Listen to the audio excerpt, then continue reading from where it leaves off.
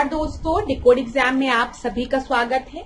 आज की क्लास में हम लोग डिस्कस करेंगे मॉक टेस्ट जो कि आपके यूपी पीसीएस प्रीलिम्स और आरओ एआरओ दोनों परीक्षाओं के लिए बहुत ही महत्वपूर्ण है। तो चलिए आज की क्लास को स्टार्ट करते हैं मेरे साथ ऐश्वर्या सिंह के साथ। अगर क्लास में किसी भी तरीके का आपको डाउट होता है तो आप कमेंट बॉक्स में मुझसे पूछ सकते हैं।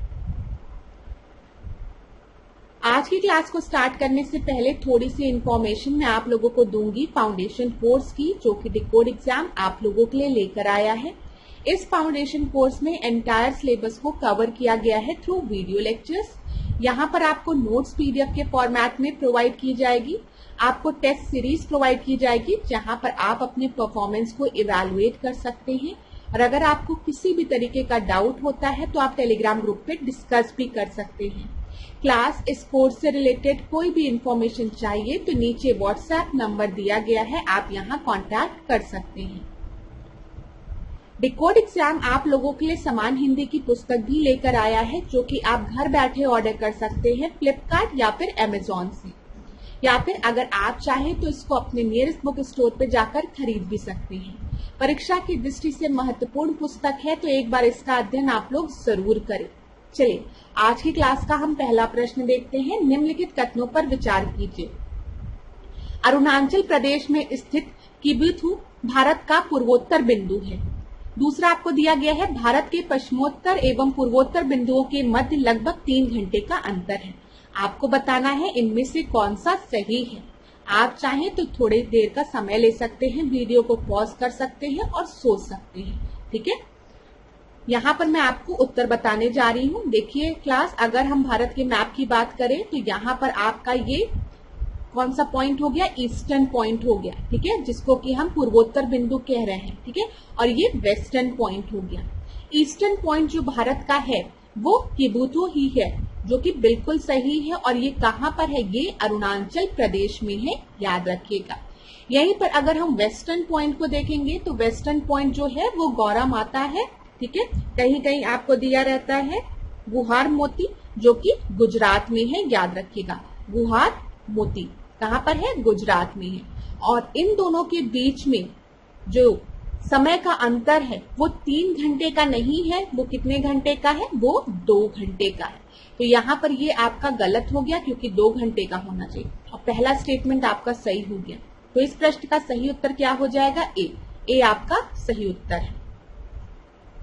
यहाँ पर हम भारत के एक्सट्रीम पॉइंट्स को देख लेते हैं। इधर मैंने आपको बता दिया कि वेस्टर्न पॉइंट जो है वो है आपका गुहार मोती, जो कि गुजरात में है। ईस्टर्न पॉइंट को अगर हम देखेंगे तो ये किबुथु है, जो कि अरुणाचल प्रदेश में है। इसी तरीके से हम नदन को देखेंगे उत्तर में, तो आपका इंदिरा कोल हो गया, जो कि सियाचिन लद्दाख में है।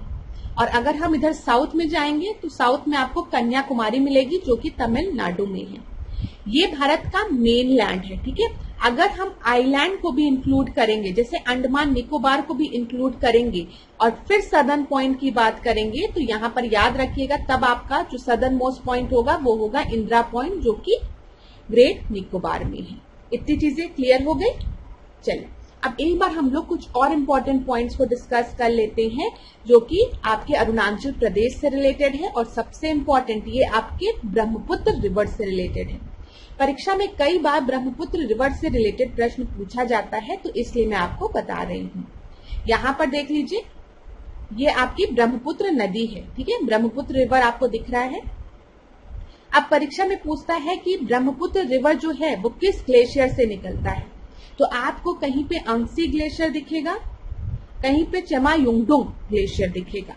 ठीक है, जो कि मानसरोवर लेक के पास है, वहां से ये ब्रह्मपुत्र रिवर आपकी ओरिजिनेट होती है। ब्रह्मपुत्र रिवर को तिब्बत में हम सांगपो नाम से जानते हैं, याद रखिएगा। हम ब्रह्मपुत्र नदी की बात कर रहे हैं, इसको सांगपो रिवर के नाम से हम तिब्बत में जानते हैं।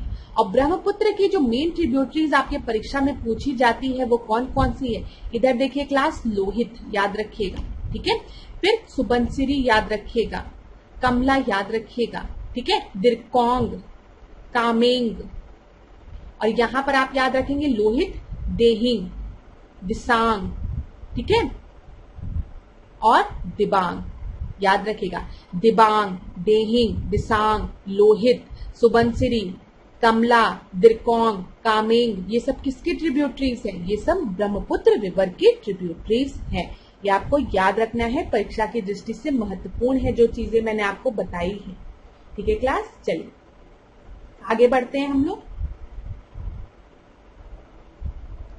यहां पर देख लीजिए, अरुणाचल प्रदेश में जो मेन आपके नेशनल पार्क है और टाइगर रिजर्व है और वाइल्ड लाइफ सेंचुरीज है, ये भी परीक्षा के लिए इंपॉर्टेंट है, तो एक बार रिवाइज कर लीजिए। सबसे पहले आप लोग नेशनल पार्क देखिए, मॉलिंग दिख रहा है।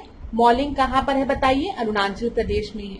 नामा दाफा पूछेगा कहां पर है, तो ये भी अरुणाचल प्रदेश में है, याद रखिएगा। अब यहां पर देखिए, पकुई वाइल्ड लाइफ सेंचुरी परीक्षा में पूछा गया है, ठीक है, या फिर पक्के वाइल्ड लाइफ सेंचुरी, और ये एक टाइगर रिजर्व भी है जो कि कहां पर है? अरुणाचल प्रदेश में है, याद रखिएगा। ईटानगर वाइल्ड लाइफ सेंचुरी कहां पर है? अरुणाचल प्रदेश में है, याद रखिएगा, ठीक है। D'Ering wildlife sanctuary कहां पर है? अरुणाचल प्रदेश में है। और कामलांग भी कहां पर है? अरुणाचल प्रदेश में। तो कामलांग, नामदाफा, मॉलिंग, ईटानगर, ठीक है, फिर डेंग एरिंग, फिर पकुई या फिर पक्की, ये सारे आपको याद रखने हैं, कहां पर है? अरुणाचल प्रदेश में है। अगला प्रश्न हम देखते हैं, सबसे लंबी तट रेखा वाला राज्य कौन सा है? अब क्लास ये एक आसान प्रश्न है, आप में से ज्यादातर स्टूडेंट को इसका प्रश्न आता होगा। मुझे जल्दी से बता दीजिए, सबसे बड़ी तट रेखा किसकी है? अरुणाचल प्रदेश की है कि तमिलनाडु की है कि महाराष्ट्र की है या फिर गुजरात की है? तो यहाँ पर आपका सही उत्तर क्या हो जाएगा? यहाँ पर आपका सही उत्तर है गुजरात की है, डी आपका सही उत्तर है। ठीक है, अब आगे बढ़ते हैं हम लोग। यहाँ पर भी कुछ इंपॉर्टेंट पॉइंट्स को मैं आपको बताना चाहूंगी, जैसे यहाँ पर देखिए कोंकण, कन्नड़, मालाबार, ठीक है, इधर आपको नदन सरकार और कोरोमंडल पोस्ट मिलता है। तो परीक्षा में कई बार पूछ लिया जाता है कि कोंकण, कन्नड़, मालाबार के बारे में, तो आप याद रखेंगे। यहाँ पर कोंकण की जब हम बात करेंगे, यहाँ पर देख लीजिए मालाबार, यहाँ पर आप लिखिए मैंगलोर। इधर अगर आप जाएंगे तो ये भी रीजन, ये रीजन आपका काथियावाड़ कहा जाता है। इधर ये काथियावाड़ रीजन हो गया, ठीक है, तो ऊपर काथियावाड़ रीजन याद रखिएगा। फिर इधर आपको गुजरात आपको दिख रहा होगा, ठीक है, फिर इधर कोंकण याद रखिएगा, फिर आप याद रखेंगे, ठीक है, यहाँ पे कैनरा या फिर कन्नड़, फिर उसके बाद मालाबार, इधर कोरोमंडल और इधर नॉर्दर्न सरकार। ये बहुत इंपॉर्टेंट पॉइंट है जो मैं आपको बता रही हूँ यहाँ पर क्लास, इसको याद रखिएगा। परीक्षा में कई बार पूछ लिया जाता है जो मांडव हिल्स हैं, कौन सी हिल्स है, नोट डाउन करिए अगर आपको नहीं पता तो। मांडव हिल्स, कभी अगर परीक्षा में पूछा कि मांडव हिल्स कहाँ पर लोकेटेड है, तो आप याद रखिएगा ये गुजरात वाले रीजन में काठियावाड़ पेनिनसुला में आपकी मांडव हिल्स लोकेटेड है, ठीक है। और लिटिल रन, गिर नेशनल पार्क, गिर नेशनल पार्क कहाँ पर है? काठियावाड़ रीजन में है, ठीक है। गिर नेशनल पार्क किसके लिए फेमस है? एशियाटिक लॉयन के लिए फेमस है। ये सब चीजें आपको पता होना चाहिए, परीक्षा में पूछ लेता है। जब पूछता है कि गिर नेशनल पार्क, तो ज्यादातर स्टूडेंट्स को पता रहता है कि गिर नेशनल पार्क जो है वो गुजरात में है, लेकिन आपको ये भी पता होना चाहिए कि गिर नेशनल पार्क किसके लिए फेमस है? एशियाटिक लॉयन के लिए फेमस है। और परीक्षा में अगर कभी भी आपको कंफ्यूज करने के लिए ये दे दे कि गिर नेशनल पार्क जो है वो आपके काठियावाड़ रीजन में है, तो याद रखिएगा हाँ ये बिल्कुल सही है, ठीक है, याद रखिएगा। फिर इसी तरीके से जब हम बात करते हैं कोंकण रीजन की, तो कोंकण रीजन जो है वो आपका दमन से गोवा तक वाला जो रीजन है वो कोंकण रीजन है, याद रखिएगा। गोवा से मैंगलोर की बात करेंगे तो ये आपका, आप बोल सकते हैं कैनरा या फिर कन्नड़ रीजन बोल सकते हैं, ठीक है, गोवा से मैंगलोर वाला। और मालाबार की बात करेंगे तो ये मैंगलोर टू कन्याकुमारी, अभी हमने डिस्कस किया कन्याकुमारी के बारे में, इतना याद रहेगा आपको। चलिए, तो परीक्षा में अगर यहाँ से इंपॉर्टेंट प्रश्न कोई बनेगा तो आप अपने दिमाग में बना के रखिएगा, अच्छे से आंसर दे दीजिएगा। चलिए अब अगला देखते हैं हम यहाँ पर तीसरे प्रश्न को। सूची 1 को सूची 2 के साथ सुमेलित करना है। एक तरफ आपको पास दिया गया है, दूसरी तरफ आपको स्टेट दिया गया है, तो बताइए नाथुला, लेपुलेख, बोमडिला, रोहतांग, तो यहाँ पर रोहतांग बारा शिप, मैंने आप लोग को कई बार बताया है, इसको आप ऐसे याद रख सकते हैं। ठीक है, एक शिप है जिसमें बहुत रोहतांग है। ठीक है, बहुत मजा आ रही है रोहतांग, लेकिन इस शिप पे बैठने के लिए आपको हिम्मत की जरूरत होगी। रोहतांग भरा शिप पे बैठने के लिए आपको हिम्मत की जरूरत होगी। हिम्मत मतलब हिमाचल प्रदेश। तो रोहतांग कहाँ पर है? हिमाचल प्रदेश में है। डी का सेकंड एक ही जगह दिया गया वैसे, तो बी आपका सही उत्तर होगा, लेकिन हम और देखेंगे। नाथू जी, नाथूला की बात करेंगे तो ये क्या है? ये आपका सिक्किम में है। ठीक है, लिप नीतिमान, लिप नीति और मान दर्रा, तो लिप मतलब लिपू लेक। ठीक है, नीति दर्रा और लिप नीति और मान दर्रा, ये सब कहां पर है? ये आपके उत्तराखंड में है। ठीक है, बोमडिला कहां पर है? अरुणाचल प्रदेश में है। तो आपका सही उत्तर क्या हो जाएगा? बी आपका सही उत्तर हो जाएगा। चौथे प्रश्न को अब हम देखते हैं। ठीक है, भारत तथा पड़ोसी देशों के साथ सीमा रेखा के संदर्भ में निम्नलिखित कथनों में, निम्नलिखित युग्मों में सही सुमेलित बताइए। ड्यूरेंट की अगर हम बात करते हैं तो ड्यूरेंट रेखा जो है वो पाकिस्तान और अफगानिस्तान के मध्य में है। बताइए। हाँ, ड्यूरेंट रेखा पाकिस्तान और अफगानिस्तान के मध्य में है, ये सही है। मैकमोहन रेखा जो है वो भारत और चाइना के बीच में है, और अगर आप देखेंगे तो अरुणाचल प्रदेश में है मैकमोहन रेखा, तो चीन और अरुणाचल प्रदेश में सही है। रेड क्लिफ रेखा की बात करेंगे तो आप सभी को पता है ये भारत और पाकिस्तान के मध्य है।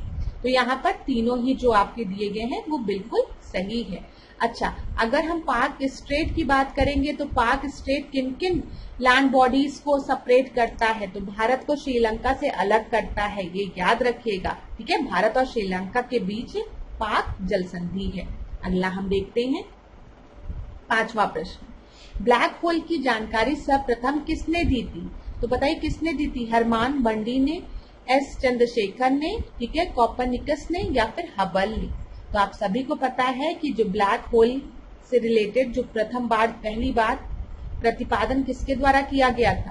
तो ये चंद्रशेखर द्वारा किया गया था। तो बी आपका एस चंद्रशेखर सही उत्तर है। अगला प्रश्न हम देखेंगे, 6th प्रश्न, बेतार संचार पृथ्वी की सतह को निम्न के द्वारा परावर्तित किया जाता है। यहाँ पर वायरलेस कम्युनिकेशन की बात की गई है क्लास, और बोला गया है वायरलेस कम्युनिकेशन में जो सिग्नल्स हैं वो आपके पृथ्वी के किस लेयर से रिफ्लेक्ट होते हैं?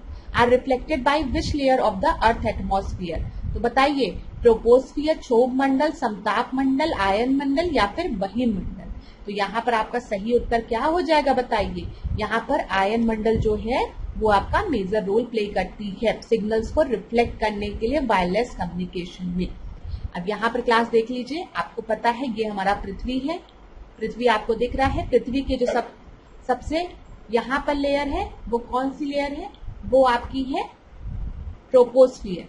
ठीक है, फिर उसके बाद इधर आप देखेंगे तो इधर स्ट्रेटोस्फियर है, फिर इधर मेसोस्फियर है, फिर इधर थर्मोस्फियर है, और फिर एक्सोस्फियर है। ठीक है, याद रखिएगा ये चीज। अच्छा, आयोनोस्फियर की अगर हम बात करेंगे आयन मंडल की, तो आयन मंडल जो है वो आपका स्ट्रेच्ड है 48 किलोमीटर से 965 किलोमीटर तक। ये चीज याद रखिएगा, 48 किलोमीटर से 965 किलोमीटर तक ये स्ट्रेच्ड है। तो आयनोस्फियर आपके मेसोस्फियर, थर्मोस्फियर, ठीक है, इधर सारे रीजन्स में, और सम पार्ट ऑफ स्ट्रेटोस्फियर, यहाँ पर आपके प्रेजेंट होता है आयनोस्फियर। याद रखिएगा, जहां पर भी आयन्स हैं उसको, जहां पर भी चार्ज पार्टिकल्स हैं उस लेयर को हम आयनोस्फियर कहते हैं। और आयनोस्फियर आपकी पूरी स्ट्रेच्ड है 48 किलोमीटर से 965 किलोमीटर तक, जिसमें कि आपके मेसोस्फियर भी आता है, थर्मोस्फियर भी आता है, स्ट्रेटोस्फियर भी आता है। और ये आयनोस्फियर में चार्ज पार्टिकल होने की वजह से ही इसी के थ्रू हम कम्युनिकेशन, वायरलेस कम्युनिकेशन करते हैं। ठीक है, तो ये बहुत ही इंपॉर्टेंट रोल प्ले करता है रेडियो कम्युनिकेशन में, इन सब चीजों में। तो ये चीज क्लियर हो गई क्लास। और आपको पता है जब भी हम क्षोभ मंडल की बात करते हैं, क्षोभ मंडल के ऊपर समताप मंडल है, और जो ओजोन लेयर है, ओजोन लेयर वो हमारे किस मंडल में है? वो समताप मंडल में है। ये भी चीज याद रखिएगा। ये देखिए ओजोन लेयर आपकी यहाँ पर बनी भी हुई है। इतनी चीजें क्लियर हो गई होगी। अब आगे बढ़ते हैं हम लोग 7th क्वेश्चन को हम देखते हैं। जाम्बेजी नदी के संदर्भ में निम्नलिखित कथनों पर विचार कीजिए। यह नदी दक्षिण अमेरिका में प्रवाहित होती है। करीबा बांध का निर्माण इस नदी पर किया गया है। यहाँ पर आपको बताना है उपयुक्त कथनों में से कौन सा कथन सही नहीं है। ठीक है, इनकरेक्ट स्टेटमेंट आपको बताना है। ए, बी, सी, डी में से सही उत्तर क्या होगा, आप लोग मुझे बताइए। जाम्बेजी नदी की बात करते हैं तो क्या ये दक्षिण अमेरिका में प्रवाहित होती है या फिर अफ्रीका में? जल्दी से मुझे बताइए। तो ये अफ्रीका में प्रवाहित होती है, ठीक है, ना कि दक्षिण अमेरिका में। तो पहला स्टेटमेंट आपका गलत है। करीबा बांध का निर्माण इस नदी पर किया गया है, ये स्टेटमेंट बिल्कुल सही है। तो इस प्रश्न का सही उत्तर क्या हो जाएगा? ए आपका सही उत्तर है। अब थोड़ा सा हम और चीजों को समझते हैं। यहाँ पर देखिए, ये आपको जाम्बेजी नदी दिख रही है। ये अफ्रीका का मैप है। अफ्रीका का जो मिडिल पोर्शन है उसको मैंने यहाँ पर जूम किया है ताकि जाम्बेजी रिवर आपको सही से विजिबल हो।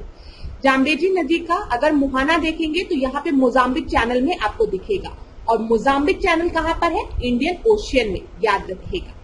जाम्बेजी नदी पर अगर आप देखेंगे तो लेक कैबोरा है, ठीक है, लेक कैबोरा।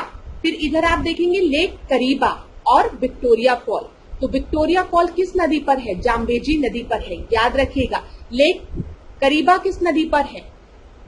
आपका जाम्बेजी नदी पर। और करीबा डैम कहां पर है? ये आपका जाम्बेजी नदी पर है। लेक कबोरे की बात करेंगे तो ये भी जाम्बेजी रिवर पर। यहाँ पर एक और इम्पोर्टेंट पॉइंट जो कि इम्पोर्टेंट है, याद रखिएगा। जो जाम्बेजी रिवर है ये आपकी बाउंड्री फॉर्म करती है जाम्बिया और जिम्बाब्वे के बीच में। ये चीज याद रखिएगा, जाम्बिया और जिम्बाब्वे के बीच में ये एज अ बाउंड्री फॉर्म करती है जाम्बेजी रिवर। इतनी चीजें क्लियर हो गई क्लास? चलिए अब यहाँ पर देखिए कुछ और इम्पोर्टेंट पॉइंट्स को हम लोग देखते हैं। परीक्षा में कई बार पूछ लेता है कि जो ट्रॉपिक ऑफ कैंसर है, ट्रॉपिक ऑफ कैंसर, ठीक है, कर्क रेखा की बात हम कर रहे हैं। इसी तरीके से ट्रॉपिक ऑफ कैप्रिकॉर्न और इक्वेटर। अगर हम इधर देखें, ये हमारा ग्लोब है, आपको पता है 0 डिग्री आपका क्या हो गया? इक्वेटर हो गया, विषुवत रेखा हो गई। 23.5 डिग्री नॉर्थ में आपका कैंसर हो गया, और 23.5 डिग्री साउथ में क्या हो गया? कैप्रिकॉर्न हो गया। ये चीज तो क्लियर है आप लोगों को? तो यहाँ पर जो मैं प्रश्न पूछने जा रही थी वो रिवर से रिलेटेड था कि ट्रॉपिक ऑफ कैंसर जो है, जो सबसे ऊपर है, वो किस रिवर को 2 बार काटता है? ट्रॉपिक ऑफ कैंसर की हम बात कर रहे हैं। ट्रॉपिक ऑफ कैंसर किस रिवर को 2 बार काटता है? तो क्या उत्तर होगा इसका? माही। ठीक है, आपको पता है जो माही रिवर है वो मध्य प्रदेश से, महाराष्ट्र से नहीं, मध्य प्रदेश से निकलती है, उसके बाद राजस्थान और गुजरात में एंटर करती है। मैं फिर से रिपीट करूंगी, गलती से मेरे मुंह से महाराष्ट्र निकल गया हूं, उसको सही करिएगा। मध्य प्रदेश से निकलकर कहां पर? राजस्थान और गुजरात में एंटर करती है, और इसी बीच ट्रॉपिक ऑफ कैंसर जो है वो माही रिवर को 2 बार काटता है। ठीक है, ये चीज याद रखिएगा। कर्क रेखा। इक्वेटर की जब भी हम बात करते हैं तो कौन सी रिवर होगी? कॉन्गो रिवर होगी, जिसको कि हम क्या कहते हैं? जायरे भी कहते हैं। ये भी याद रखिएगा। और यहाँ पर जब हम ट्रॉपिक ऑफ कैप्रिकॉर्न की बात करेंगे तो ट्रॉपिक ऑफ कैप्रिकॉर्न में कौन सी रिवर होगी? लिम्पोपो। याद रखिएगा, लिम्पोपो कहाँ पर है? साउथ अमेरिका में, साउथ अफ्रीका में है। ठीक है, अफ्रीका में है। अफ्रीका में साउथ में आप जाएंगे तो आपको लिम्पोपो रिवर मिलेगी। इतनी चीजें क्लियर हो गई ना क्लास? यहाँ पे जो भी पॉइंट्स मैंने आपको बताए हैं ये परीक्षा की दृष्टि से बहुत ही इंपॉर्टेंट है, तो आप ध्यान रखिएगा।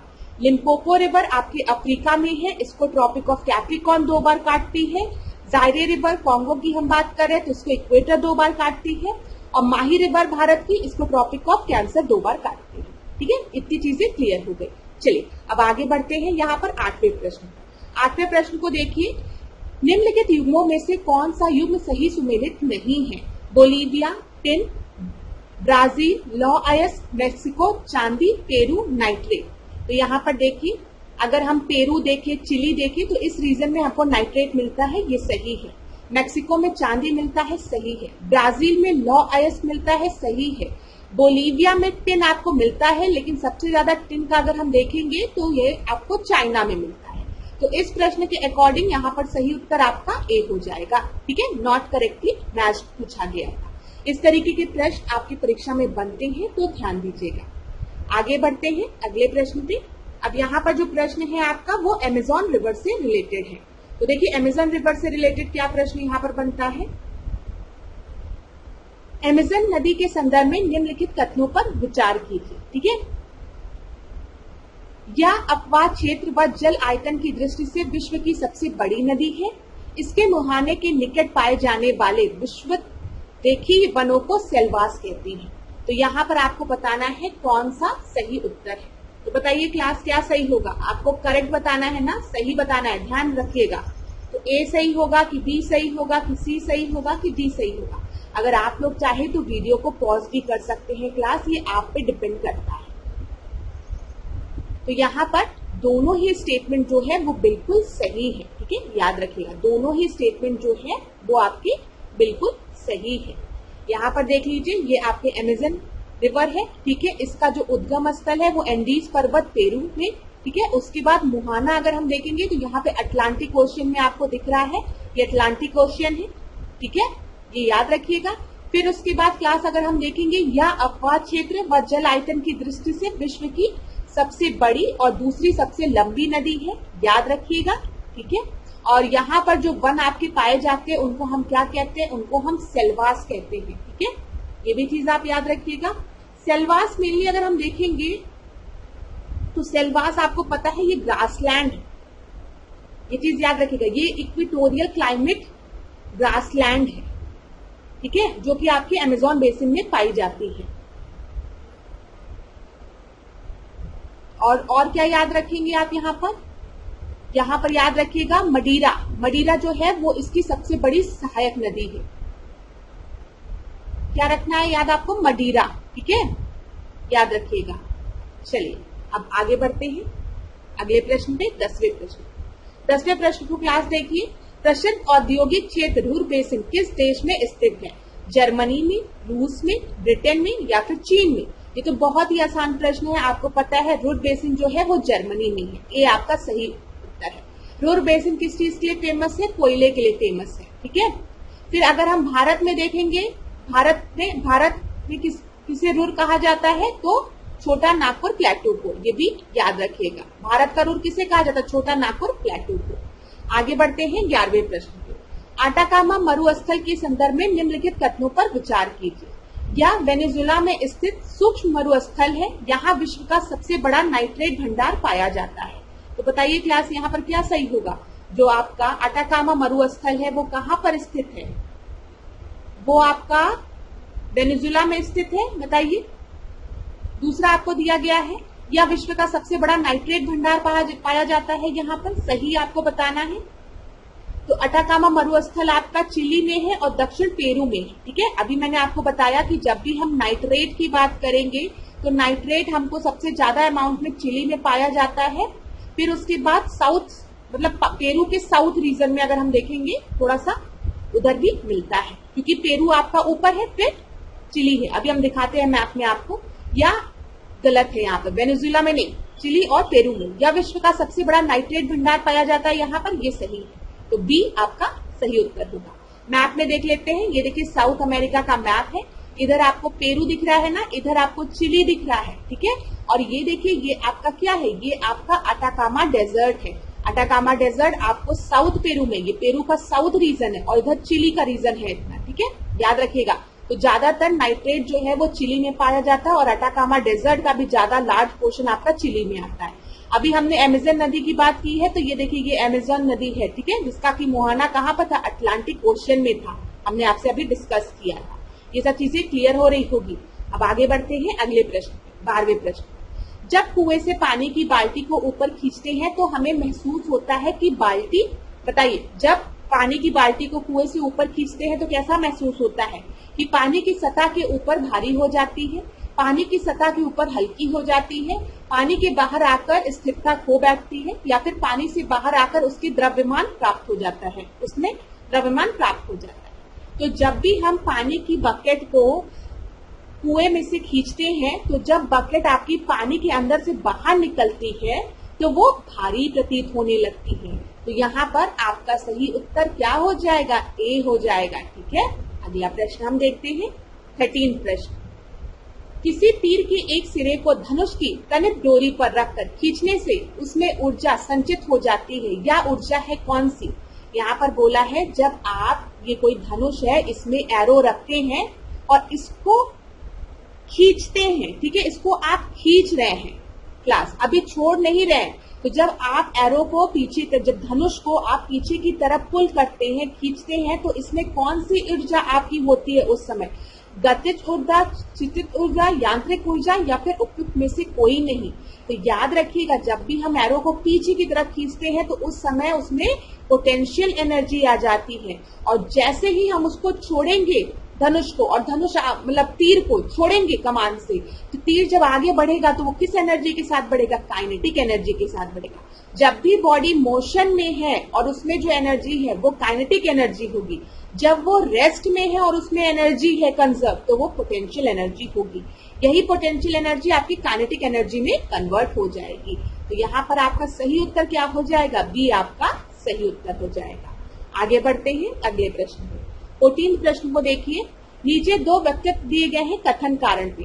किसी पिंड का भार ध्रुवों पर अधिक होता है, दिया गया है आपको। फिर दिया गया है पृथ्वी की त्रिज्या ध्रुवों पर कम होती है।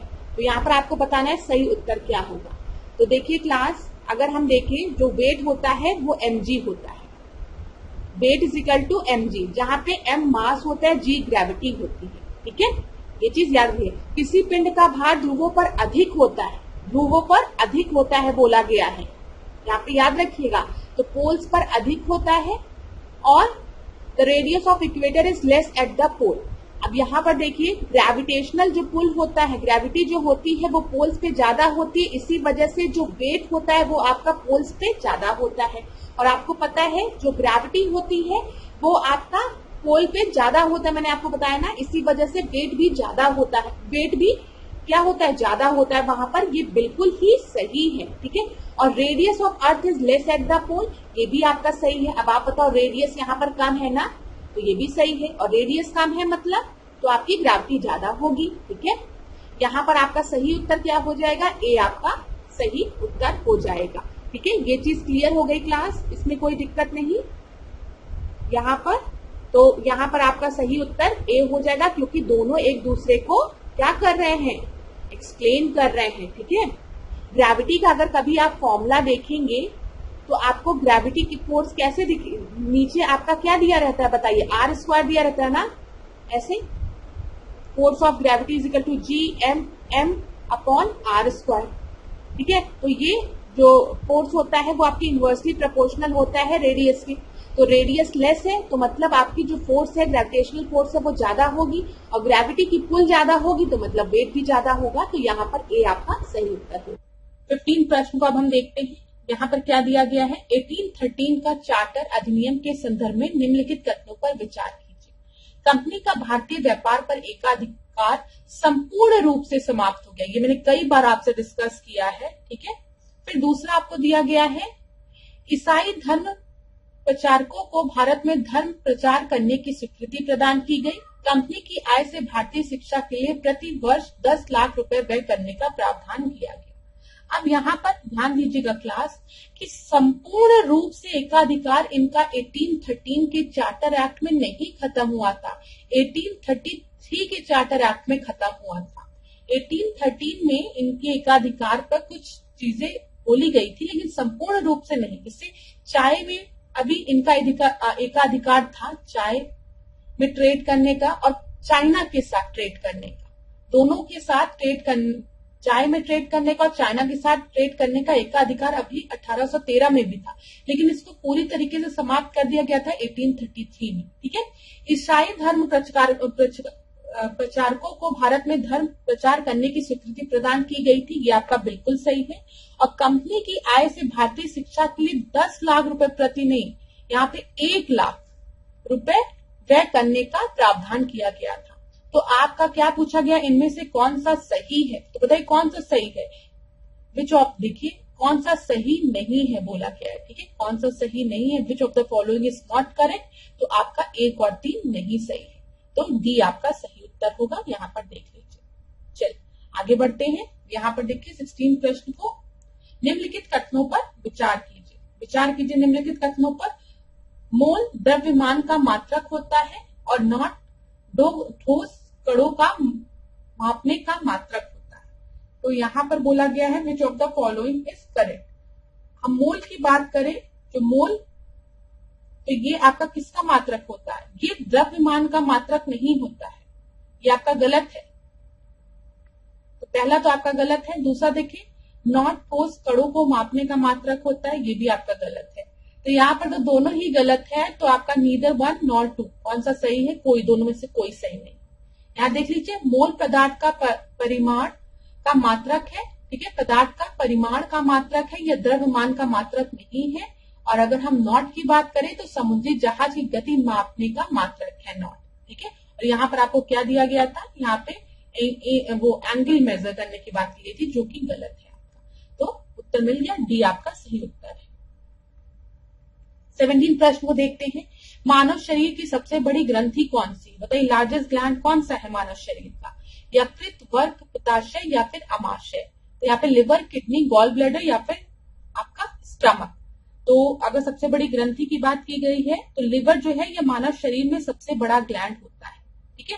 और आपको पता है लिवर में ही बाइल जूस का निर्माण होता है, और बाइल जूस का स्टोरेज कहाँ पर होता है? परीक्षा में पूछा था, तो वो गॉल ब्लैडर में होता है। और गॉल ब्लैडर से बाइल जूस जरूरत के हिसाब से स्मॉल इंटेस्टाइन में भेजा जाता है। ये चीज याद रखिएगा, पेपर में पूछ लेता है कि बाइल जूस, देखिए मैं बता दूं, बाइल जूस का जो निर्माण है वो कहाँ पर होता है? वो लिवर में होता है। और बाइल जूस का स्टोरेज कहाँ होता है? गॉल ब्लैडर में होता है। ह्यूमन बॉडी में लार्जेस्ट ग्लैंड कौन सा है? लिवर है। ये याद रखिएगा, ये भी प्रश्न आपके बनते हैं। 18 प्रश्न को अब हम देखते हैं। भीमबेटका गुफा के संबंध में निम्नलिखित कथनों पर विचार कीजिए। इन गुफाओं की खोज बीरबल साहनी द्वारा की गई थी। यूनेस्को इसके विश्व धरोहर सूची में शामिल किया गया था। तो यहाँ पर भीमबेटका से रिलेटेड कौन कौन सा आपका सही उत्तर है बताइए। तो दीज केव बर्ड कौन सा सही नहीं है? देखिए सही नहीं है बोला गया है, ये जरूर ध्यान दिया करिए क्लास, क्योंकि परीक्षा में प्रश्न गलत हो जाते हैं। कौन सा सही नहीं है बोला गया है, ठीक है। तो यहाँ पर आपका बीरबल साहनी द्वारा इसकी खोज की गई थी, नहीं, इसकी खोज बीरबल साहनी द्वारा नहीं की गई थी। यूनेस्को की विश्व धरोहर सूची में भीमबेटका केव्स है, जो कि सही है। तो यहाँ पर आपका गलत कौन सा है? खाली ए, ठीक है। तो ए आपका सही उत्तर होगा। यहाँ पे हम व्याख्या देख लेते हैं। देख लीजिए, भीमबेटका की गुफा जो है वो भोपाल से 45 किलोमीटर पूर्व में स्थित है, ठीक है। इन गुफाओं के शैल चित्रों में हाथी, हिरन, सांभर जैसे चित्रों को बनाया गया है। ये गुफाएं चारों ओर से विभिन्न पर्वतमालाओं से घिरी हुई हैं। यहाँ उकेरे गए अधिकांश चित्र लाल और सफेद रंग के हैं। इन गुफाओं की खोज 1957 से 58 में डॉक्टर विष्णुधर श्री वांकड़कर द्वारा की गई थी। याद रखिएगा क्लास, इंपॉर्टेंट है। और 2003 में इसको यूनेस्को लिस्ट में शामिल किया गया। 3 प्रश्न को देखते हैं। निम्नलिखित कथनों पर विचार कीजिए। बहादुर शाह को साहिब बेखबर नाम से भी जाना जाता है। फर्रुखिया ने जयसिंह को सवाई की उपाधि दी। तो यहाँ पर आपका कौन सा कथन सही है? देखिए, बहादुर शाह जो था वो आपका गद्दी पर बैठने वाला सबसे वृद्ध मुगल शासक था। बादशाह राजकीय कार्यों में इतना अधिक लापरवाह था कि लोग उसे किस नाम से जानते थे? शाह बेखबर नाम से जानते थे। तो पहला तो आपका बिल्कुल सही है। Farrukhiya gave the title of Sawai to Jaisingh, ये भी सही है। तो यहां पर आपके दोनों ही स्टेटमेंट सही है। तो 19 का आपका सही उत्तर क्या हो जाएगा? सी। याद रखिएगा। आगे बढ़ते हैं। 20 प्रश्न को देखते हैं। उन्होंने कांग्रेस के हरिपुरा अधिवेशन की अध्यक्षता की। कांग्रेस से अलग होकर उन्होंने फॉरवर्ड ब्लॉक की स्थापना की। राष्ट्रीय योजना समिति की स्थापना की। उपयुक्त विवरण किसके संदर्भ में है? तो यहाँ पर बताइए, डॉक्टर राजेंद्र प्रसाद, सुभाष चंद्र बोस, वल्लभ भाई पटेल, जवाहरलाल नेहरू। तो यहाँ पर उन्होंने कांग्रेस की हरिपुरा सेशन की अध्यक्षता की। तो हरिपुरा सेशन की अध्यक्षता किसने की थी? सुभाष चंद्र बोस ने की थी। और आपको पता है बाद में वो कांग्रेस को छोड़कर फॉरवर्ड ब्लॉक की स्थापना करते हैं और राष्ट्रीय योजना समिति की भी स्थापना करते हैं। तो ये सारे स्टेटमेंट सुभाष चंद्र बोस से रिलेटेड हैं। डी आपका सही उत्तर है, ठीक है। डी आपका सही उत्तर है। यहाँ पर देखते हैं, सुभाष चंद्र बोस ने जवाहरलाल नेहरू के साथ मिलकर कांग्रेस को समाजवादी दिशा प्रदान की और उसे सर्वहारा वर्ग के प्रति और अधिक प्रतिबद्ध बनाने का प्रयास किया। सुभाष चंद्र बोस ने नेहरू रिपोर्ट के निर्माण में योगदान दिया, कांग्रेस में हरिपुरा अधिवेशन की अध्यक्षता की तथा राष्ट्रीय योजना समिति की स्थापना की। 1939 में ये कांग्रेस से अलग होकर इन्होंने फॉरवर्ड ब्लॉक की स्थापना की और 21 अक्टूबर 1943 को सिंगापुर में अस्थायी भारत की स्थापना की। आजाद हिंद सरकार की स्थापना इन्होंने 1943 में की थी। नेताजी ने अंडमान का नाम शहीद द्वीप तथा निकोबार का नाम स्वराज द्वीप रखा था।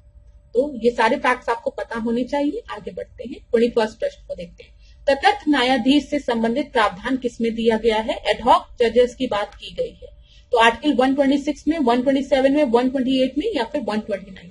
तो एडहॉक जजेस की बात आर्टिकल 128 में की गई है, याद रखिएगा ये, ठीक है।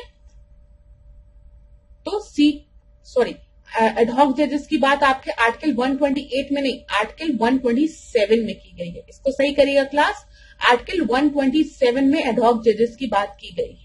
जब सर्वोच्च न्यायालय के किसी भी सत्र को आयोजित करने या जारी रखने के लिए स्थायी न्यायाधीशों के कोरम गण पूर्ति की कमी होती है, तो भारत का मुख्य न्यायाधीश एक अस्थायी अवधि के लिए सर्वोच्च न्यायालय के तटस्थ न्यायाधीशों के रूप में किसी उच्च न्यायालय के न्यायाधीश की नियुक्ति करता है।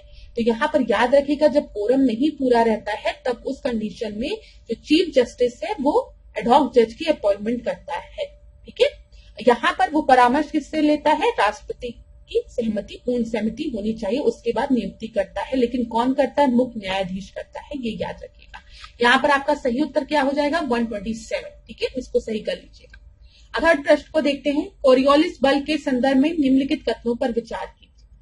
कोरियोलिस बल उत्तरी गोलार्ध में पवन की दिशा को अपनी मूल दिशा से दाहिनी और विपेक्षित करता है और विषुवत वृत्त पर यह अधिकतम होता है। कोरियोलिस जो फोर्स होता है वो डिफ्लेक्ट करता है wind to right of its original direction in the northern hemisphere and it is maximum at equator. यहाँ पर क्या बोला गया? देखिए क्लास, कोरियोलिस फोर्स की वजह से, अगर हम नॉर्दर्न हेमिस्फीयर की बात कर रहे हैं, ठीक है, तो यहाँ पर इस फोर्स की वजह से जो विंड का डायरेक्शन है वो अपनी ओरिजिनल डायरेक्शन से राइट की तरफ वो होता है, ठीक है, रिफ्लेक्ट करता है। तो कोरियोलिस बल उत्तरी गोलार्ध में पवन की दिशा को अपनी मूल दिशा से दाहिनी ओर तथा दक्षिण गोलार्ध में बाई ओर विक्षेपित करता है, डिफ्लेक्ट करता है। ये चीज याद रखिएगा अपनी नॉर्मल पोजीशन से। तो पहला तो आपका सही है, यहां पर दिया गया या आपका अधिकतम होता है इक्वेटर पे नहीं, कोरियोलिस जो फोर्स होता है वो अधिकतम होता है ध्रुवों पे, ठीक है, और इक्वेटर पे तो ये अनुपस्थित होता है। तो यहाँ पर आपका सही उत्तर क्या होगा? केवल एक, ठीक है, ये याद रखिएगा। जब हम बात करते हैं नॉर्दर्न हेमिस्फीयर की, तो जो विंड का डायरेक्शन है वो राइट उसमें रिफ्लेक्ट होता है, और जब हम बात करते हैं सदर्न हेमिस्फीयर की तो वो बाई ओर, ठीक है। तो ए आपका सही उत्तर हो गया। 24 देखते हैं। भोपाल गैस दुर्घटना का कारण क्या था? ये एक आसान सा प्रश्न है और कई बार पूछा प्रश्न है। मिथाइल आइसोसाइनाइड का रिसाव, नाइट्रोजन डाइऑक्साइड का, सल्फर डाइऑक्साइड का, कार्बन मोनोऑक्साइड का, ये आप सभी को पता है। मिथाइल आइसोसाइनाइड के रिसाव की वजह से भोपाल गैस दुर्घटना हुई थी। अगला प्रश्न हम देखेंगे 25वां प्रश्न। 25वां प्रश्न देखिए क्या लिखा हुआ है। निम्नलिखित कथनों पर विचार कीजिए। 1857 के विद्रोह के दमन के पश्चात ब्रिटिश सरकार ने सेना के पुनर्गठन के लिए पील कमीशन का गठन किया था, ठीक है, और सूर्यास्त का नियम स्थायी बंदोबस्त व्यवस्था से संबंधित था। तो यहाँ पर आपका दोनों ही स्टेटमेंट बिल्कुल सही है, सी आपका सही उत्तर होगा। अच्छा क्लास, जैसे अभी मैंने आपको उत्तर बहुत जल्दी दे दिया, तो अगर किसी स्टूडेंट को ऐसा लगता है कि मैम आप उत्तर बहुत जल्दी दे रही हैं, तो आप वीडियो को पॉज करके उत्तर दे लिया करें, ठीक है। चलिए यहाँ पर देखते हैं। 1857 के विद्रोह के दमन के पश्चात ब्रिटिश सरकार ने पुनर्गठन के लिए पील कमीशन का गठन किया था, याद रखिएगा, जिसमें भारतीय रेजिमेंटों का जातीय, समुदाय, धर्म के आधार पर विभाजित किया गया था। बंगाल में यूरोपीय सैनिकों का भारतीय सैनिकों से 1:2 का अनुपात रखा गया, ठीक है, जबकि मद्रास तथा मुंबई में यह अनुपात 1:3 रखा गया, ये याद रखिएगा। सूर्यास्त के नियम की अगर बात करेंगे तो सूर्यास्त का नियम स्थायी बंदोबस्त व्यवस्था से संबंधित है, जिसके तहत जमींदारों को निश्चित दिन के सूर्यास्त से पूर्व कोष में धन जमा करना पड़ता था, अन्यथा उनकी जो भूमि थी उनको जब्त कर लिया जाता था। तो दोनों ही बहुत इंपॉर्टेंट पॉइंट है आपकी परीक्षा की दृष्टि से। पील कमीशन याद रखिएगा 1857 के रिवॉल्ट के बाद आया था, ठीक है, जो कि आपका रिलेटेड था किससे, रीऑर्गेनाइजेशन ऑफ द आर्मी। जब हम रेशियो की बात करते हैं तो बंगाल में यूरोपीय सैनिकों और भारतीय सैनिकों का जो रेशियो था वो 1:2 था और मद्रास और मुंबई में 1:3 रखा गया था।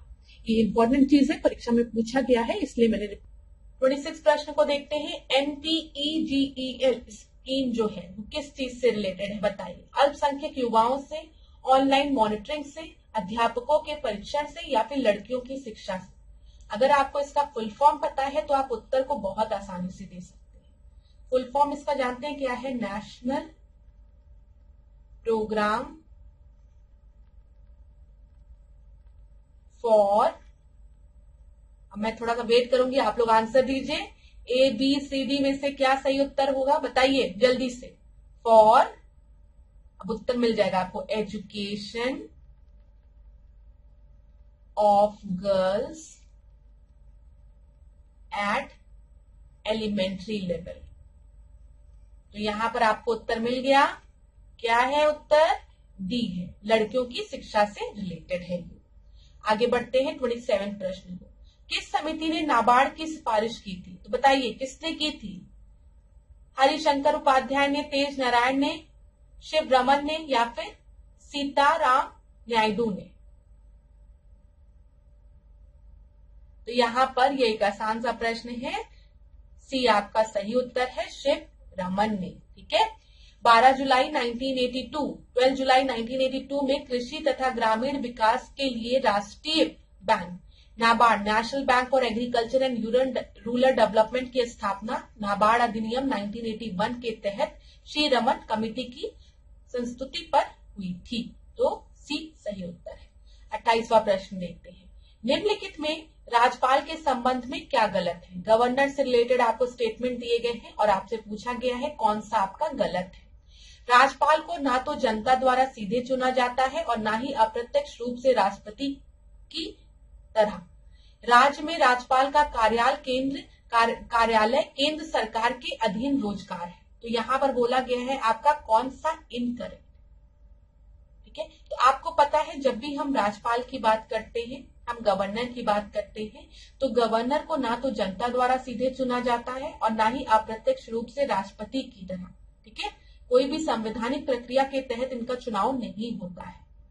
राष्ट्रपति जो है आपको पता है उसकी, जब भी हम राज्यपाल की बात करते हैं तो इनकी नियुक्ति राष्ट्रपति के मोहर लगे आज्ञा पत्र के माध्यम से होती है। तो ये तो बिल्कुल सही है कि ना ही इनका इलेक्शन डायरेक्टली होता है, ना ही इनडायरेक्टली प्रेसिडेंशियल इलेक्शन की तरह इनको राष्ट्रपति द्वारा चुना जाता है, ठीक है। ये चीज याद रखिएगा, ये एकदम सही है आपका ना, ये बिल्कुल सही है। दूसरा दिया गया है राज्य में राज्यपाल का कार्यकाल केंद्र सरकार के अधीन रोजगार है। तो ये आपका गलत है। राज्य में राज्यपाल का कार्यकाल केंद्र सरकार के अधीन रोजगार नहीं है, या एक स्वतंत्र संवैधानिक कार्यालय है, ये चीज याद रखिएगा, या आपके केंद्र सरकार के अधीनस्थ नहीं है, ठीक है। इसी वजह से ये आपका क्या हो गया, गलत हो गया। और यहाँ पर आपका पूछा गया इनकरेक्ट, कौन सा आपका गलत है, तो दूसरा आपका गलत है, पहला आपका सही है, दूसरा गलत है। उत्तर क्या हो जाएगा, केवल 2। समझ में आ गया ना क्लास। कभी भी अगर आपसे कोई कहे कि राज्यपाल का जो कार्यालय है वो केंद्र सरकार के अधीन है, तो आप कहेंगे नहीं, ये एक स्वतंत्र कार्यालय है, ठीक है। चलिए 29 प्रश्न को देखते हैं। कौन सा कथन आपका सही है बोला गया है, तो देखिए क्लास, लोकसभा और राज्यसभा दोनों मंत्रिमंडल को अविश्वास प्रस्ताव पारित कर हटाया जा सकता है। अरे ये तो मैं बोलते बोलते थक गई। जो राज्यसभा है वो आपका परमानेंट हाउस है। परमानेंट हाउस मतलब वो कभी भी डिसॉल्व नहीं हो सकता है। तो नो कॉन्फिडेंस मोशन आपका खाली लोकसभा में लाया जा सकता है, राज्यसभा में नहीं लाया जा सकता है, ठीक है। ये बिल्कुल आपका गलत हो गया क्योंकि राज्यसभा बोल दिया गया है यहाँ पर। दूसरा बोला गया है प्रस्ताव के समर्थन में 50 सदस्यों की सहमति अनिवार्य है, ये आपका सही है। तो यहाँ पर बोला गया है कौन सा कथन आपका सही है, तो बी आपका सही है, क्लास ये सब चीजें तो अब आपको आ गई होगी ना। जो लोकसभा है वो डिसॉल्व हो सकती है। अगर नो कॉन्फिडेंस मोशन पास हो गया तो पूरे मंत्रिमंडल को अपनी सीटें छोड़नी पड़ेगी, इस्तीफा देना पड़ेगा। लेकिन राज्यसभा जो है वो आपका परमानेंट हाउस है, अपर हाउस है, ये कभी भी डिसॉल्व नहीं हो सकता। इसी वजह से नो कॉन्फिडेंस मोशन जो है, जो अविश्वास प्रस्ताव है, वो खाली आपके लोकसभा में ही लाया जाता है, राज्यसभा में नहीं। ठीक है, चलिए। अच्छा, अगर परीक्षा में कभी पूछे कि नो कॉन्फिडेंस मोशन और कॉन्फिडेंस मोशन के बारे में हमारे संविधान में कहीं पर मेंशन किया गया है, तो आप बोलेंगे नहीं, हमारे संविधान में कहीं इस मोशन के बारे में मेंशन नहीं किया गया है। ये चीज याद रखिएगा। आर्टिकल 75 में बोला गया है कि जो काउंसिल ऑफ मिनिस्टर्स होंगे वो आपके कलेक्टिवली रिस्पॉन्सिबल होंगे, उत्तरदायी होंगे लोकसभा के प्रति। ये चीज याद रखिएगा। ये भी परीक्षा में प्रश्न बनता है कि जो मंत्रिमंडल है, जो काउंसिल ऑफ मिनिस्टर है, वो उत्तरदायी है पार्लियामेंट के प्रति, राष्ट्रपति के प्रति, या फिर लोकसभा के प्रति, या फिर लोकसभा राज्यसभा दोनों के प्रति। तो आप याद रखेंगे आर्टिकल 75 में बोला गया है, 75 में बोला गया है जो काउंसिल ऑफ मिनिस्टर है वो कलेक्टिवली रिस्पॉन्सिबल होते हैं लोकसभा के लिए। पार्लियामेंट में मत कंफ्यूज होइएगा, एक बार परीक्षा में प्रश्न पूछा था, पहला ऑप्शन पार्लियामेंट दिया था तो स्टूडेंट्स पार्लियामेंट लगा के आए थे, नहीं, लोकसभा के प्रति उत्तरदायी होते हैं वो। ठीक है, यहाँ पर हमको नो कॉन्फिडेंस मोशन को एडमिट करने के लिए 50 मेंबर्स के सपोर्ट की जरूरत होती है, ये बिल्कुल सही है। ठीक है, ये चीज याद रखिएगा। चलिए आगे बढ़ते हैं। अच्छा, और नो कॉन्फिडेंस मोशन को पास कराने के लिए मेजोरिटी वोट्स की जरूरत होती है, और अगर आपको पता है नो कॉन्फिडेंस मोशन पास हो गया तो सरकार गिर जाएगी। तीसरे प्रश्न को देखते हैं, ध्यान आकर्षण प्रस्ताव, कॉलिंग अटेंशन प्रस्ताव, ये कहाँ का है? जापान का है, अमेरिका का है, या फिर भारत का है? बताइए।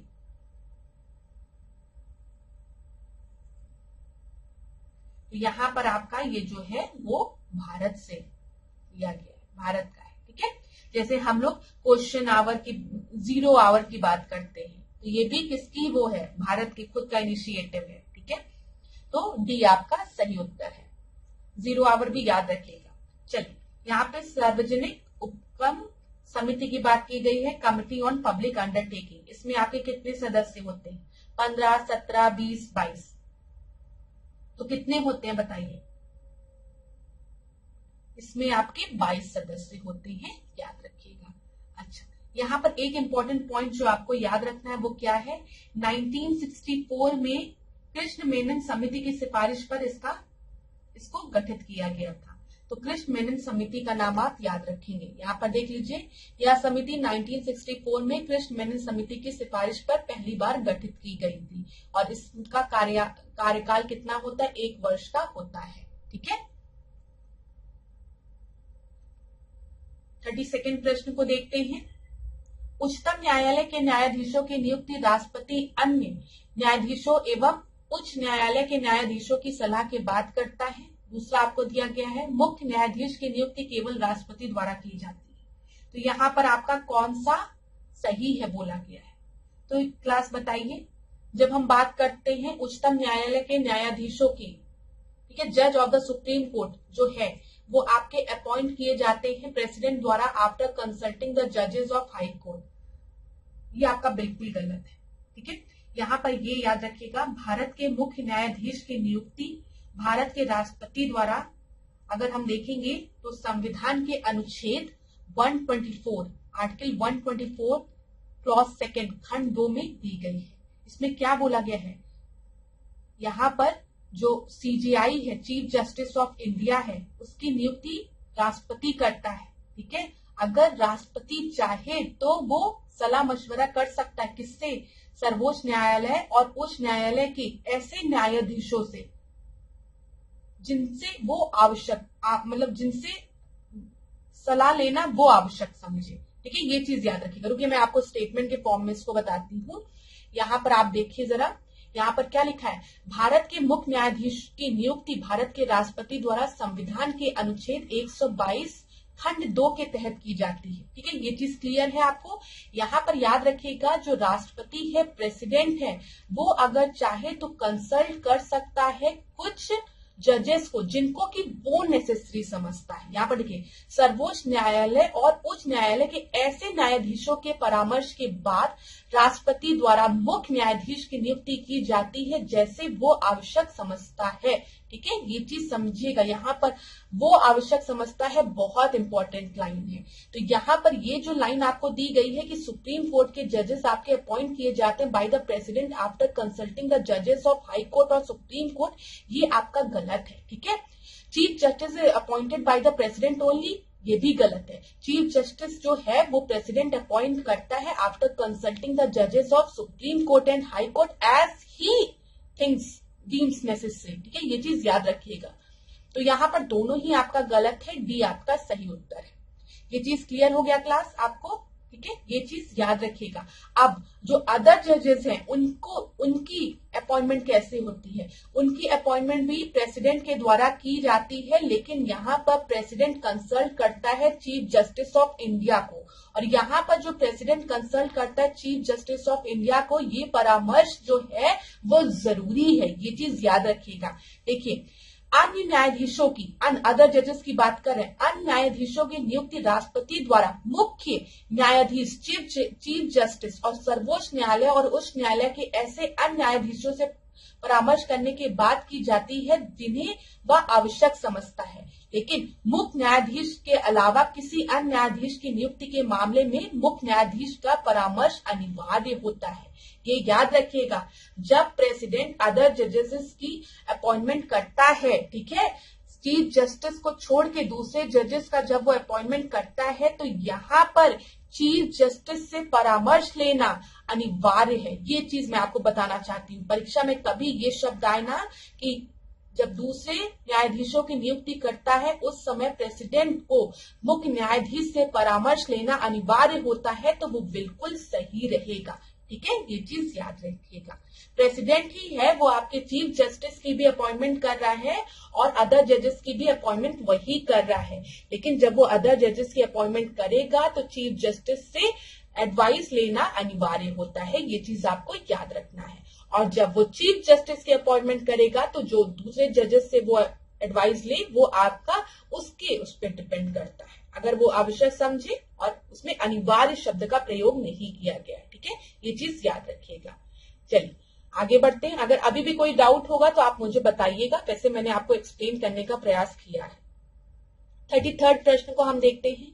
यहाँ पर चाइल्ड सेक्स रेशियो की बात की गई है, सर्वाधिक शिशु लिंगानुपात की बात की गई है।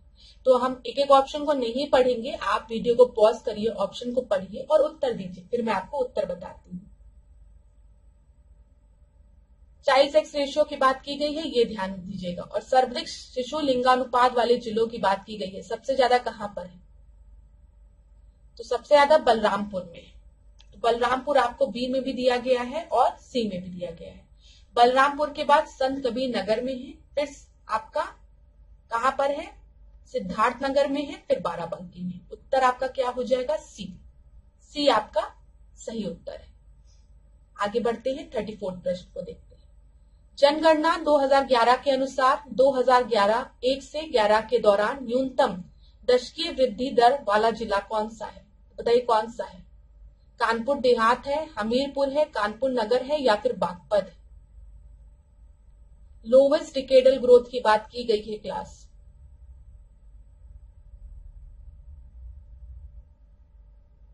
तो यहां पर आपका सही उत्तर जो है वो है कानपुर। अब हम लोग सेंसस के प्रश्नों को देख रहे हैं। कानपुर नगर, ठीक है, यहाँ पर देख लीजिए। 2001 से 11 के दौरान उत्तर प्रदेश के न्यूनतम दशकीय वृद्धि दर वाले जिले जो हैं वो कानपुर देहात है, हमीरपुर है, बागपत है, फतेहपुर है और देवरिया है। ठीक है, अगला देखते हैं 35। निम्नलिखित में से कौन सा गलत है? इलेक्ट्रॉनिक सिटी कानपुर में है, वेब सिटी गाजियाबाद में है, परफ्यूम पार्क कन्नौज में है, लेदर टेक्नोलॉजी पार्क बंथर में है। तो बताइए परफ्यूम पार्क कहां पर, परफ्यूम सिटी कहां पर है? कन्नौज में है, एकदम सही है। लेदर टेक्नोलॉजी की अगर हम बात करेंगे तो वो बंथर में है, उन्नाव में, सही है। वेब सिटी गाजियाबाद में, सही है। इलेक्ट्रॉनिक सिटी कानपुर दिया गया, कानपुर में नहीं, कहा? नोएडा में। तो आपका गलत क्या हो जाएगा? ए। आगे बढ़ते हैं 36 देखते हैं, दुधवा राष्ट्रीय पार्क को किस वर्ष बाघ परियोजना में शामिल किया गया? बताइए। 1977 से 78, 73 से 74, 87 से 88, 1988 से 89। तो बाघ परियोजना में इसे शामिल किया गया 1987 से 88 के बीच। सी आपका सही उत्तर है। उत्तर प्रदेश में अगर हम टाइगर रिजर्व देखेंगे तो दुधवा राष्ट्रीय उद्यान हो गया, पीलीभीत टाइगर रिजर्व हो गया, अमनगढ़ आपका टाइगर रिजर्व हो गया। ठीक है, याद रखिएगा, परीक्षा में पूछा जाता है, अमनगढ़ के बारे में पूछा गया है। 37 देखते हैं, जयप्रकाश नारायण पक्षी वन जीव विहार कहां पर स्थित है? आगरा, बलिया, मैनपुरी या फिर हरदोई? जयप्रकाश नारायण, जिसको कि हम सुरहा ताल भी कहते हैं। अब हिंट मिला, सुरहा ताल पक्षी वन जीव विहार कहां पर है? ए बी सी डी में से बलिया में है, बी। ठीक है, जल्दी जल्दी रिवाइज कर लीजिए क्लास। अब देखिए माइक प्रोग्राम के बारे में बोला गया। माइक प्रोग्राम किससे रिलेटेड है? MIKE, MIKE. माइक का अगर फुल फॉर्म आप देखेंगे तो क्या है? Monitoring the illegal killing of elephant. ये माइक का फुल फॉर्म है आपका। तो अब बताइए किससे रिलेटेड है? ये एलिफेंट से रिलेटेड है, तो सी आपका सही उत्तर हो जाएगा। 39 प्रश्न देखते हैं, 2001 से 2011 में अनुसूचित जनजाति का लिंगानुपात कितना अधिक था? 10, 12, 15, 18? तो 2011 में अगर हम देखेंगे तो लिंगानुपात आपका 990 था, और 2001 में देखेंगे तो कितना था? 1978। अब माइनस कर दो 990 में से 1978 को, तो कितना बचा? 12। तो कितना डिफरेंस था? अनुसूचित जनजाति के लिंगानुपात की बात की गई है, 12। 12 आपका सही उत्तर होगा। आज की क्लास का आखिरी प्रश्न देखते हैं, निम्नलिखित में सर्वाधिक जनघनत्व किसका था? बताइए किसका था? दिल्ली का, बिहार का, पश्चिम बंगाल का, उत्तर प्रदेश का? ABCD। तो यहां पर आपका सही उत्तर है ए, दिल्ली का। ठीक है, ये याद रखिएगा। यहां पर देख लीजिए, जनघनत्व दिल्ली का, फिर बिहार का, फिर पश्चिम बंगाल का, फिर उत्तर प्रदेश का। उत्तर प्रदेश का याद रखिएगा 829। चलिए अब आज की क्लास में कुछ करंट अफेयर्स के प्रश्नों को हम देख लेते हैं। पहला प्रश्न है, भारत के नए विदेश सचिव के रूप में किसे नियुक्त किया गया है? सबसे पहला ऑप्शन आपको विनय मोहन दिया गया है, विनय मोहन क्वात्रा, फिर S जयशंकर, विक्रम मिश्री, रुचिरा कंबोज। तो ABCD में से आपका सही उत्तर क्या होगा? यहाँ पर आपका सही उत्तर है विक्रम मिश्री। सी आपका सही उत्तर है। इनको नया सचिव, विदेश सचिव नियुक्त किया गया है। ये 1989 बैच के भारतीय विदेश सेवा अधिकारी थे और 15 जुलाई 2024 को ये विनय मोहन क्वात्रा का स्थान लेंगे। सी आपका सही उत्तर है। तो ये 15 जुलाई 2024 को विनय क्वात्रा को रिप्लेस करेंगे। ठीक है, अब अगला प्रश्न हम देखते हैं।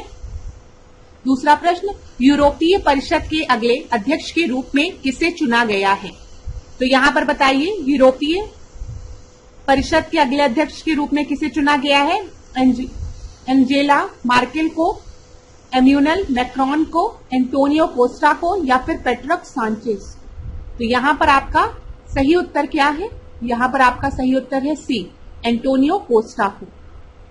एंटोनियो कोस्टा को 28 जून 2024 को ब्रुसेल्स, बेल्जियम में यूरोपीय परिषद के अगले अध्यक्ष के रूप में चुना गया है, और ये 1 दिसंबर 2024 को चार्ल्स मिशेल का स्थान लेंगे। यहाँ पर आपका सही उत्तर जो है वो सी है। अगला प्रश्न हम देखते हैं, भारत किस देश को पछाड़कर तीसरा सबसे बड़ा घरेलू विमान बाजार बन गया है? तो यहाँ पर आपको बताना है इंडोनेशिया, जर्मनी, ब्राजील या फिर जापान? ABCD में से आपका सही उत्तर क्या होगा? यहाँ पर अमेरिका और चीन के बाद अब भारत दुनिया का दूसरा सबसे बड़ा घरेलू विमानन बाजार बन गया है। तो यहाँ पर आपका सही उत्तर क्या है? सी आपका सही उत्तर है। अब इस प्रश्न को हम देखते हैं। यमुना एक्सप्रेसवे औद्योगिक विकास प्राधिकरण येदा और वेबू प्रोजेक्ट एलएलपी ने किस स्थान पर फिल्म सिटी विकसित करने के लिए एक समझौते पर हस्ताक्षर किया है? पहला ऑप्शन आपको फरीदाबाद दिया है, दूसरा यमुनानगर दिया है, तीसरा ग्रेटर नोएडा दिया है और आखिरी आपको लखनऊ दिया है। तो ये यूपी स्पेशल का भी प्रश्न है। तो यहाँ पर आपका जो सही उत्तर होगा वो क्या होगा? ABCD में से यहाँ पर आपका सही उत्तर है ग्रेटर नोएडा। अगला प्रश्न देखते हैं। जून 2024 में कौन सा देश अंतर्राष्ट्रीय सौर गठबंधन का 100वां पूर्ण सदस्य बना? तो बताइए यहाँ पर स्पेन, पैराग्वे, भारत या फिर फ्रांस। तो यहाँ पर आपका सही उत्तर जो है वो क्या है? ABCD में से यहाँ पर सही उत्तर आपका पैराग्वे है। ठीक है, बी आपका सही उत्तर है। यहाँ पर देख लेते हैं।